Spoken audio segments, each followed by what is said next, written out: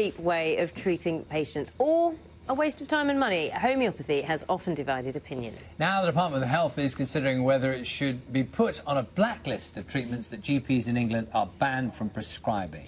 We're joined now by Michael Marsh from the Good Thinking Society, which has campaigned to stop the NHS funding of homeopathic treatments. Also joined by Dr. Peter Fisher, a consultant rheumatologist at University College London Hospitals in our central London studio. Thank you both very much for joining us this morning. Michael, first of all, I mean, where do you stand? Where do you stand on this? Why not homeopathy? Well, I mean, the evidence is very, very clear. I mean, the government has looked at this, the Australian government's looked at this, every credible expert has looked at this, and they've come to the conclusion that homeopathy simply doesn't work, and there's no real reason why it should work. If you look at what homeopathy is, and it's worth understanding what we're talking about, homeopathic remedies have got nothing at all in them. So there's no pollen in the homeopathic hay fever, there's no sulphur in the homeopathic sulphur. These are literally just sugar pills. There's no reason why they would work. And yet it's a huge surprise then that the NHS spends £5 million a year funding these treatments. That's £5 million that could go to treatments that actually work, that actually help people. That could go to junior doctors, that could go to nurses. It's £5 million of wasted money. OK, let's get the other side. Let's talk to Dr. Peter Fisher. Dr. Peter Fisher, you're a consultant rheumatologist. You regularly use homeopathy alongside conventional treatments, should I say. You've been hearing what we've been saying here in the studio. Your reaction? Well, it does work. There's a considerable body of evidence that bears on this very question. In other words, if you integrate homeopathy in general practice, does it give you better outcomes? So there's studies including around 10,000 patients, mostly done in France and Germany, where a lot of GPs do use homeopathy, and it shows very clearly, they're unanimous.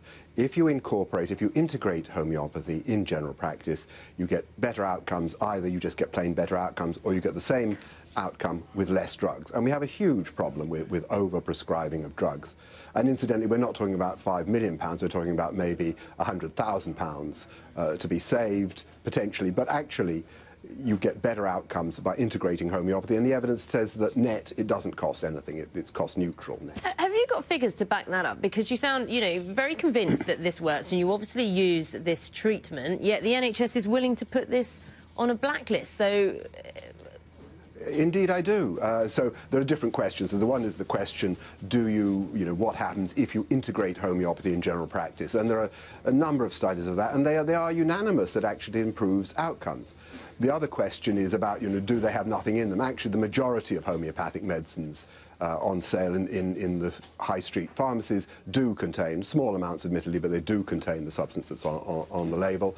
And the question of whether it's a placebo effect or not, the most recent analysis was done by the Robertson Centre for Biostatistics at the University of Glasgow, and came to the clear conclusion that in clinical trials of homeopathy against placebo, homeopathy does better. Well, we'll ask Michael Marsh about this. Now, I'm wary of getting involved in a tit-for-tat argument about the science, because it's something we can't establish here. I know you're shaking your head at some of the points there.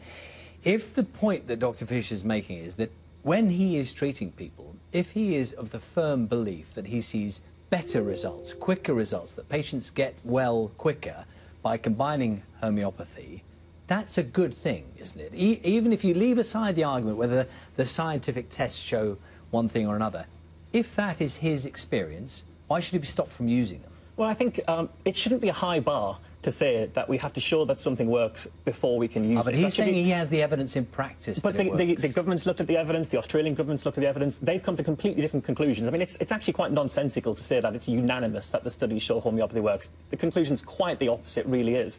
But this was an issue that was settled in 2010. The government has said since 2010 homeopathy doesn't work. The NHS says it doesn't work, and yet they're spending money on treatments that the NHS says doesn't work. If we were sat here talking about pharmaceutical or a different type of treatment that they were spending £5 million on, and they said it didn't work, we wouldn't be having this conversation. We would think it'd be absolutely ridiculous to fund that. That's where we really should be. Dr. Peter Fisher, if this happens to go on this blacklist, how will that affect your relationship with your patients, the ones who are convinced and do believe that homeopathy works? How will that change the way you work? Well, very negatively. They were patients who, it will affect, of course, the poorer patients, the ones who get free NHS prescriptions. Homeopathic medicines are relatively cheap, so, you know, if they were to buy it for themselves as opposed to get it on an NHS prescription, the difference would not be enormous, except for the people who are exempt from NHS charges, so that's retired people, people with chronic illnesses, children, and that would make a big difference to them. OK, gentlemen, thank you very much for your time this morning. Michael Marshall here in studio. Dr. Peter Fisher, thank you as well. Thank you both very much. Going to bring you an update.